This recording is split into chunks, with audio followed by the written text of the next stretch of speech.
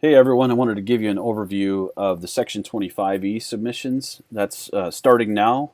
Basically, any kids that entered after count day, after fall count day through that time period between fall count day and spring count day, we can claim a little bit of money for them.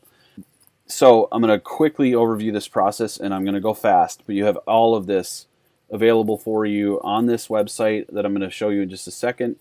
You're going to get an email from me, so you'll have everything that you need, plus this video that kind of walks you through the steps.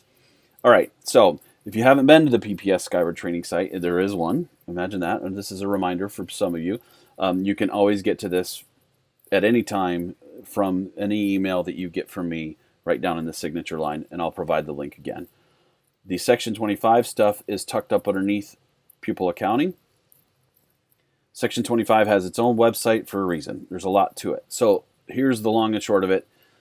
Those kids that come between October 7th this year and February 8th, we can get a little bit of money, and the earlier they come, the more money we get, because most of the money for anybody in the state, most of the money comes from the fall collection. So it's not really fair for a district to educate a kid from October 7th all year and only get about 15% of what the money would normally be. All right, quickly, the deadlines. Any of the kids that came between October 7th, so the first day after count day, to November 10th this year, the deadline is December 10th. Any kids that enrolled after November 11th, we have 30 days past their first date of attendance. So the entry date should always be the first day their butt was in a seat in our schools. Even if the family said, hey, we're going to enroll on this day, and you go ahead and enroll them, and they don't show up for 2 weeks later, that entry date really should be changed. Okay, so the entry date really should equal their first day that their butt was in a seat in Portage. You're going to be able to watch this video in a few minutes. If you want to see specific dates on a calendar, so if a kid entered on November 22nd and you want to see what's 30 days out from that, you can click that link right there and it will take you there. Here's the two criteria that one of these we have to meet in order for a kid to be eligible for Section 25. They had to be in attendance on count day in another public school district in Michigan, public school district, and it has to be outside of Kalamazoo County. So we have an agreement in Kalamazoo County to not do these Section 25 claims amongst our county. If a student attended a private school, they could be from any county in Michigan. As long as it was on count day, we can claim them. Notice that there's nothing in here about a student was out of state on count day. Those kids we cannot claim. So don't even worry about those kids. All right, so how do you even know who these kids are? There's a student browse filter for you already created. I will take you this. You're going to go to student browse. The view has to be entry withdrawal, and the filter is named 2122 potential Section 25E students. The reason it's named potential is because all this filter is doing is showing you the kids that entered on October 7th and on. It's not doing the work for you to figure out, are they from Kalamazoo? Are they from Matawan? Are they from Battle Creek? You have to do that legwork. You have to figure out, where did the kid come from? Once you determine that the student did come from outside of Kalamazoo County, or they came from a private school, and you believe that they were with that previous district on count day, you're going to click this next link here. This is a new step that I'm hoping will alleviate a lot of the work for some of you, because sometimes what happens is you go through this whole process to submit a kid, submit the claim on the kid, fill out all the forms, gather all the documentation, and the kid didn't attend anywhere on count day. And there's no really way to know or see that besides what the family told you, or that kind of thing. So I will go, I will use this form when you submit it. You're just going to tell me just a little bit about the kid. I will check them in MSDS to see who they were with on count day officially, who claimed them. For example, if a district only claimed 0.25 FTE or something, not a full FTE, we cannot do a Section 25E claim. And so every year, some of you have wasted a bit of time, by no fault of yours, doing a claim for a kid that we actually can't submit. So that check hopefully will save us quite a bit of time. You do need to do that first. You will get a separate email from me letting you know whether the kid is eligible or ineligible. If they're eligible, you keep going through the steps for that kid. If they're not, you're done with that kid. You can move on to the next one. All right. So once you find out that a kid, when you hear back from me that they are eligible, you're going to go right to the entry withdrawal tab for that student. You're going to click edit, and you're going to check the section 25 checkbox. No need to do a status change. Edit is just fine. Click section 25, save, move on. The next step then is to complete the KRESA form. There's a KRESA version of the form. So here it is. Everything that you need to fill out is highlighted in that annoying bright yellow.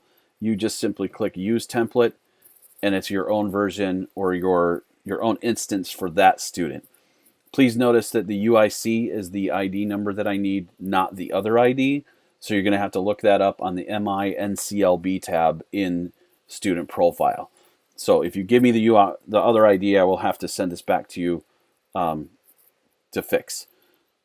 Anything down here that says RM, I'm completing that for you, so you don't need to worry about that. Again, just the yellow fields on the form. All right, some of the stuff that you're going to need to fill out that form is right here. You're going to need Michigan School District, their code, so their 5-digit code. You can get that. I'm not going to take you to that link, but you can click that link and it will take you to the code list. It will also ask you for what the ISD code is, and that is the first 2 digits of the district code up here, followed by zeros. So KRESA is 39,000. Portage's district code is 39140, as an example. When you're finished all of that, it's important that you share the KRESA form with me. This is just a Google sheet. So when you're done working on it, you need to go up and hit the share button on the upper right-hand corner and make sure you just share that with me. It'll send me an email. I'll get that. There's no real other way for me to get that. And since I need to do some work on this form as well, I don't want you to send this to me in a PDF form or printed or saved or anything like that. I do need you to share it with me so that I can fill in my parts. All right, hanging in there, hopefully. All right, we got most of the stuff done. Now you do have some required documents that you've got to collect for the kid. So you filled out the KRESA form. Now we need a copy of an online enrollment application. I do think that we are going to be required to get parent signatures. Let's count on that. I'm going to try to follow through with our auditor. I believe she will say yes, that we need parent signatures. So that'll be a little bit annoying that you might have to track down a parent for a signature.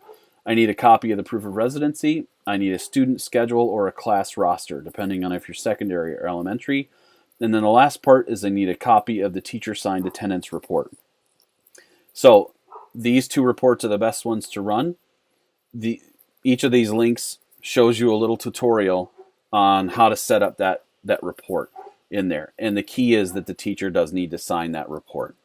If you need me to set up a template for you, there might already be one sitting in there in the office attendance report for you. But if you don't see one and you need one, let me know. Send me an email. I'll be happy to set up a template for you to get you going. When you're all done with that, you did the initial eligibility check just to see, is this kid even eligible? I send you an email that says yes or no. For the yes kids, you go back through, you fill out that KRESA form, then you start to gather these documents. When you've got all of that done, and notice here that you do want to save all of these documents together in one PDF if you can. That would be the best, because right here in the last step, you need to go to this final form.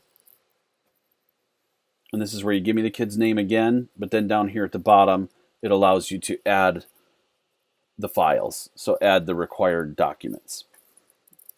And I do prefer, please, one PDF named like this. The directions on the website also tell you how to name it right here. So one PDF with all the required docs. Submit that form to me. You're done with that kid. I know it's a lot for little chunks of money for these kids, but especially the ones that entered in October or November, it's pretty important. At the bottom of the website, you're going to see just a simplified list of all of the links in order of all of this stuff above. Again, I'm going to send you a quick email just kind of highlighting the overall process, this is going to be your resource, your guide to walk you through the process for the kids. And then once you do one or two of them, you'll have this down and you'll know what to do. And the good news is that most of the time you will have only a few students that are actually eligible to do the Section 25. All right, that was long enough. Hopefully that helps. You know where to find me. Email me. Let me know what you need. And looking at the calendar, obviously it's Thanksgiving week. If you can get a couple in, today or tomorrow, great. If not, please focus next week after Thanksgiving. That week, if we could get all of the students that enrolled between October 7th and November 10th, that would be super helpful to get that in to me because I know MSDS is down September 6th, 7th, and 8th. They have maintenance going on, so that only leaves me 2 days that week where I can get submissions done. All right, thanks everyone. Have a great day and have a great Thanksgiving.